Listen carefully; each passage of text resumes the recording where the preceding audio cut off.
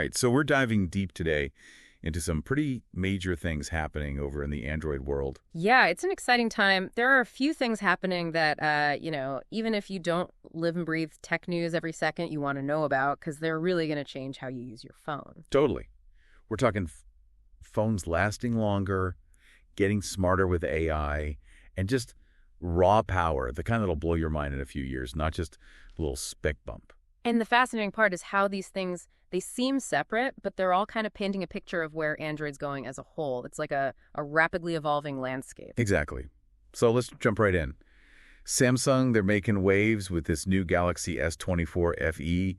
But honestly, it's not even just the phone. It's what they're promising alongside is 7 years. 7 years of software support. 7 years. It's like almost unheard of, particularly for a mid-range device. I mean, think about it. Most Android phones, you're lucky if you get 2, maybe 3 years of big updates before it's like, okay, time for a new one. Yeah, it's crazy. So for someone actually using this S24 FE, what does that even mean? What's the practical side of this? Well, for one, your phone stays relevant way longer. Like, you're not pressured to upgrade just because the software is ancient, or even worse, a security risk, which happens. Oh, totally. And honestly, it even has an environmental impact, right? Fewer phones in landfills because people aren't ditching them as quickly. That's got to count for something. Huge deal, yeah. And I mean, obviously no one's going to use a phone for 7 years, just AD, because the software's good. But this S24 FE, it's no slouch in the specs department either. 50-megapixel wide lens, that's pretty standard these days. But the 8-megapixel telephoto with 3x optical zoom. Yeah, that optical zoom, that's key. It means you're zooming in without turning your photo into a pixelated mess.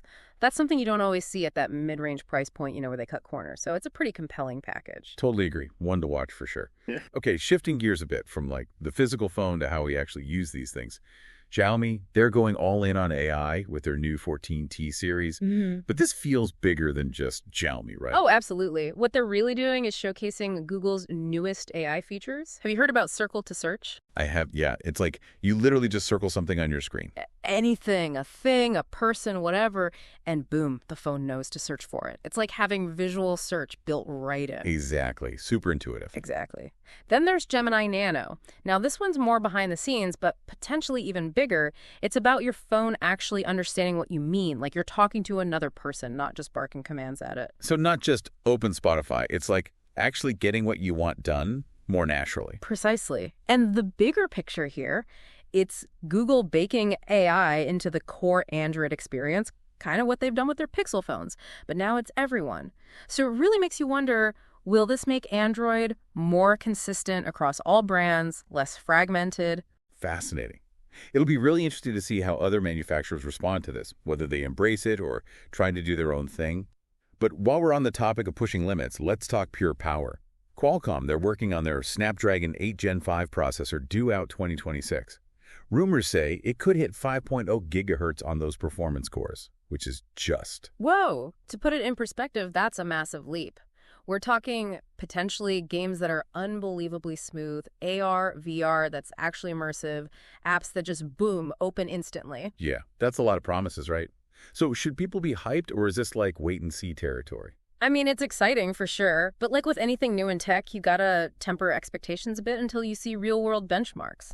Those early claims are sometimes, shall we say, a tad optimistic. Right, of course. But the potential here, it's huge. If Qualcomm delivers on even half of that, it's a whole new era for mobile performance. Crazy.